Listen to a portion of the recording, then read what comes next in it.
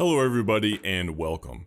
In today's video, we're going to talk about the deep lying forward role in Football Manager, and this is one of my favorite roles in the game. Let's get started by talking about an overview of the role. The deep lying forward is a striker role that will look to drop into the midfield to receive passes during build-up play or transitional phases, like when your team wins the ball and is starting a counter. When compared with another striker role like the advanced forward, the deep lying forward is more passive because they want to be involved in the build-up.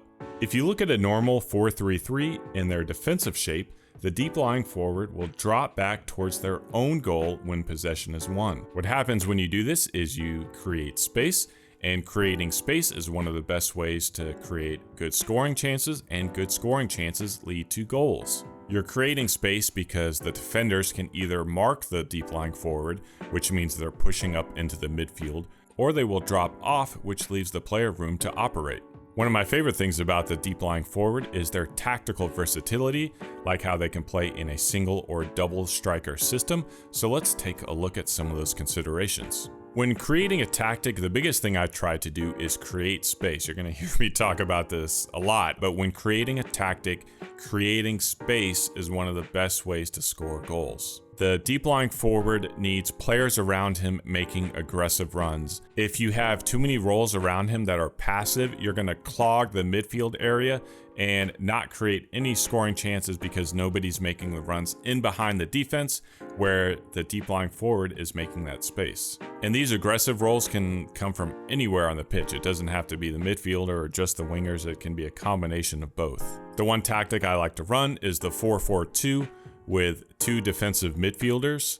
And I find that the segundo volante on attack and an attacking winger on the opposite side can create a ton of chances with a deep lying forward because he has two aggressive runners on opposite sides, and this can cause a lot of issues for the defense. This gap in the midfield means the deep lying forward has a ton of space to operate, and having a strike partner means the defense has to worry about those runs in behind, so you can create mismatches all over the pitch. For me, the best striker role to complement with a deep lying forward is an advanced forward because they're the role that's going to be pushing that back line. So you have one role pushing the back line and you have another role dropping backwards. These two roles together can be a nightmare for defenses because they have two strikers to mark, but they're going in opposite directions and doing wildly different things with the ball. For other formations, I mentioned a 4-3-3 is great because the deep lying forward has that gap in the attacking midfield area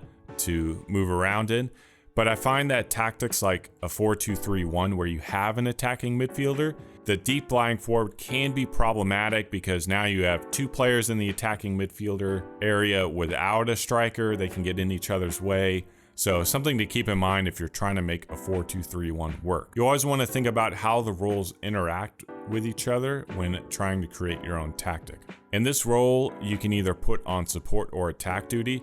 They don't vary wildly different from each other. It's still a deep lying forward. They're going to drop back and try and receive a pass. But the support, they're a little more passive and they're going to drop back further into the midfield area.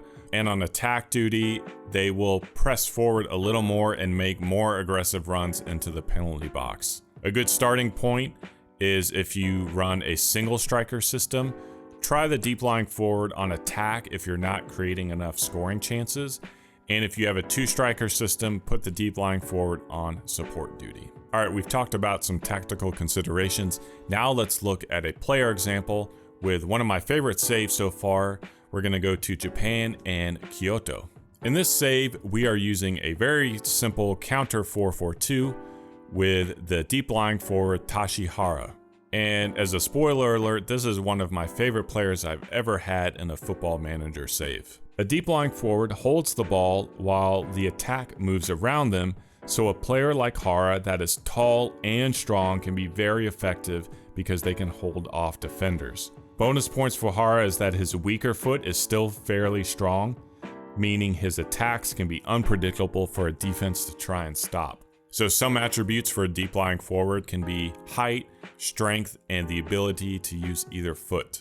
He is the key to the tactic and my team.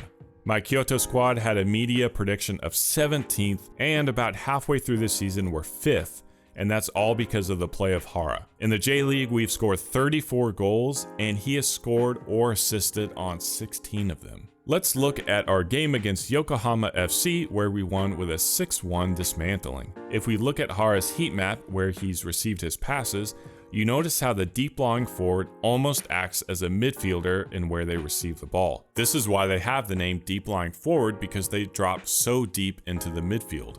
And again, I run a 4-4-2 and have an advanced forward as the striker pair. If we compare Hara's touches with his strike partner Patrick, you can see the difference in where they receive the ball. And again, this is a very, very difficult partnership for center backs to try and defend. They can either press the deep lying forward, which leaves space in behind for the advanced forward, or they can drop off, which leaves Hara room to operate. A good example of this is on our second goal, where Hara receives a pass in the midfield and no one closes him down. He has time to pick out a pass on the wing and start the counter. Also watch how he attacks the penalty area after he makes the pass. But don't think of this forward as someone who just drops back and never attacks the area or never scores goal. He's all about assists. On our third goal here, as the ball is on the opposite flank, watch how Hara attacks the box and leads the line to receive a beautiful pass from Patrick.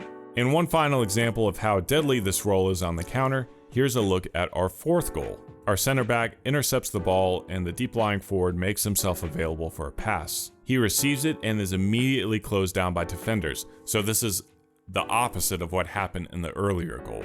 This leaves space open for the advanced forward to run in behind for a breakaway goal. So we've had multiple goals with a deep lying forward, but they've all been scored in different ways. You want that unpredictability and variety in your tactic, because now the defense doesn't really know what to do or who to mark. And that is it for today's video. I hope you enjoyed this breakdown of the deep lying forward and hopefully how you can start to implement it in your own tactic. I hope you enjoyed. Thank you for watching.